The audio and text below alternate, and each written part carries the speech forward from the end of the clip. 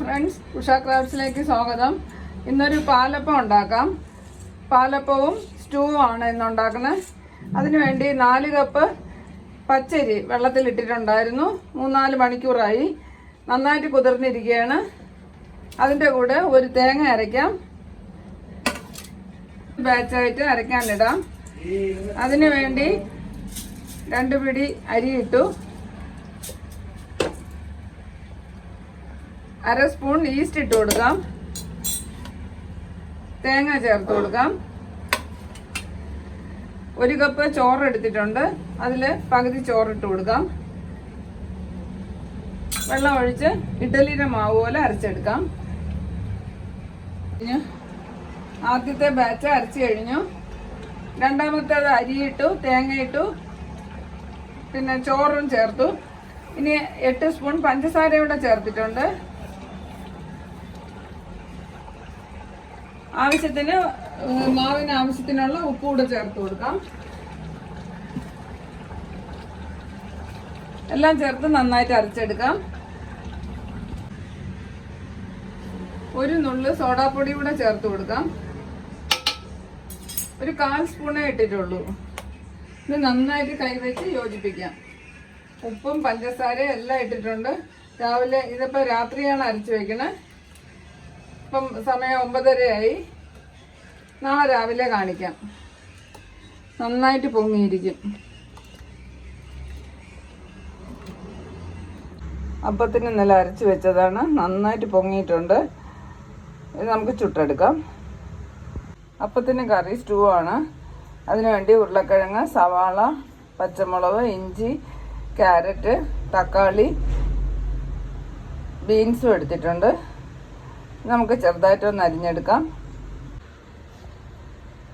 സ്റ്റൂവിനുള്ള മലക്കറിയെല്ലാം അരിഞ്ഞു. സവാള അരിഞ്ഞു, തക്കാളി, ഇഞ്ചി, പച്ചമുളക്, ബീൻസ്, ക്യാരറ്റ് എല്ലാം ചെറുതായിട്ട് അരിഞ്ഞു വെച്ചിട്ടുണ്ട്.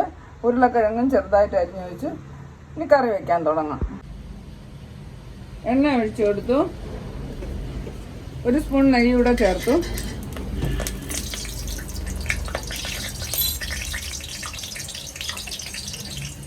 നന്നായിട്ടൊന്ന് ചൂടാകണം.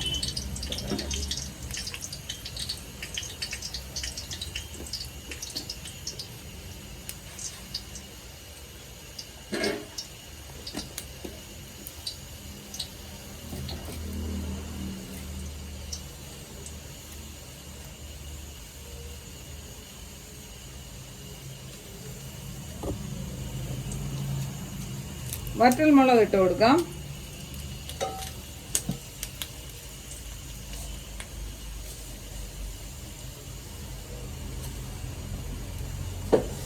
കടുക് ഇട്ട് കൊടുക്കാം.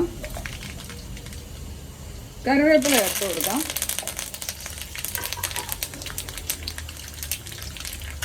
സവാള ചേർത്തൊന്ന് വഴറ്റിയെടുക്കാം.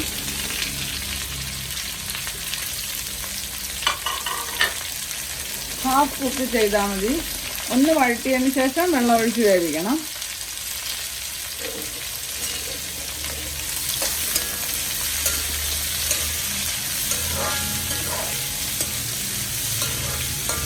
എല്ലാം ഒന്ന് വാടി കിട്ടിയാൽ മതി.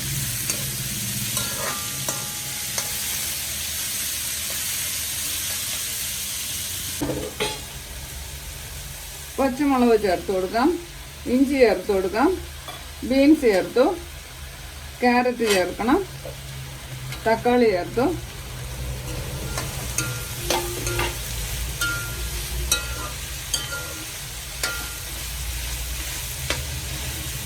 ഉരുളക്കിഴങ്ങ് കൂടെ ചേർത്ത് കൊടുക്കാം.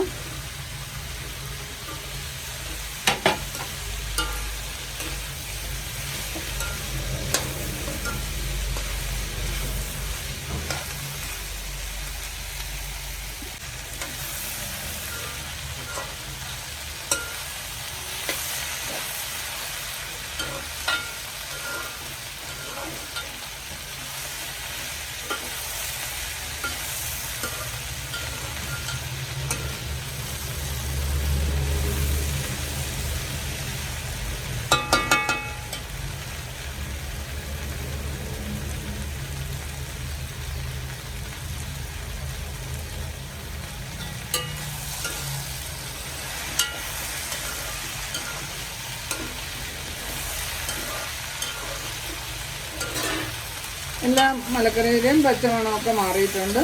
ഇനി ചൂടുവെള്ളം ഒഴിച്ച് വേവിക്കാം. വെള്ളം ഒഴിച്ച് കൊടുക്കാം.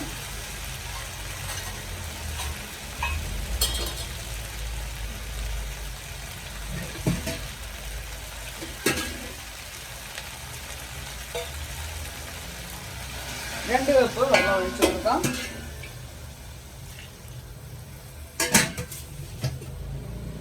നന്നായിട്ടൊന്ന് വെന്തോട്ടെ. ആവശ്യത്തിന് ഉപ്പ് ചേർത്ത് കൊടുക്കാം. ഇതിൽ പച്ചമുളകിൻ്റെ എരി മാത്രമേ കാണുള്ളൂ. ലാസ്റ്റ് കുറച്ച് കുരുമുളകും കൂടെ ചേർത്ത് കൊടുക്കാം. ഇത് അടച്ചു വെച്ച് വേവിക്കാം.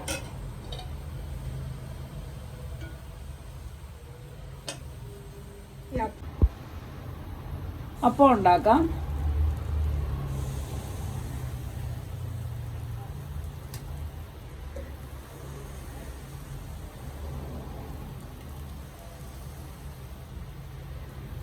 അടച്ചു വെച്ച് വേവിക്കാം. നല്ലപോലെ ശരിയായിട്ടുണ്ട്.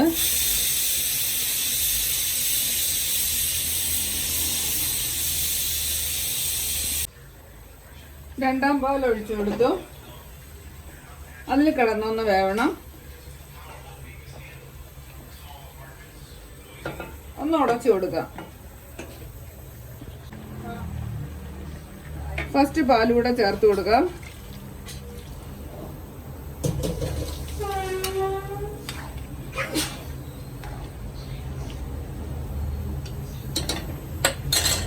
ഒന്ന് ഉടച്ചു കൊടുക്കാം.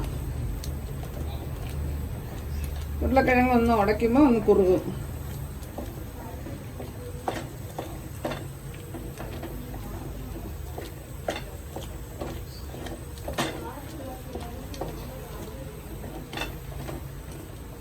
നന്നായിട്ട് ഉടയ്ക്കണ്ട, ഒന്ന് ഉടച്ചാൽ മതി. ലാസ്റ്റ് കുറച്ച് കുരുമുളക് ചേർത്ത് കൊടുക്കാം.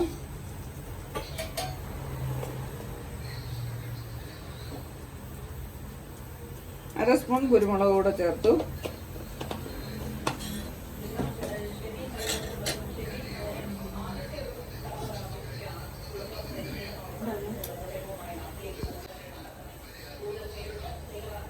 അര സ്പൂൺ നെയ്യ് കൂടെ ചേർത്ത് കൊടുക്കാം. നല്ലൊരു ടേസ്റ്റിന് വേണ്ടി മാത്രം.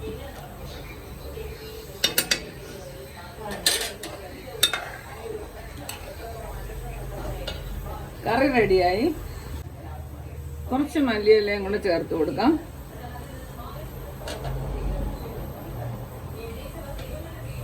കറി റെഡിയായി. ഇനി അപ്പം ചേർത്ത് കഴിക്കാം.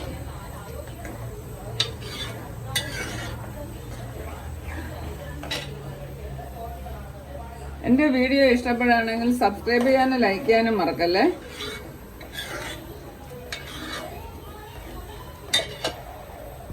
നല്ല സോഫ്റ്റ് അപ്പമാണ് കിട്ടിയത്.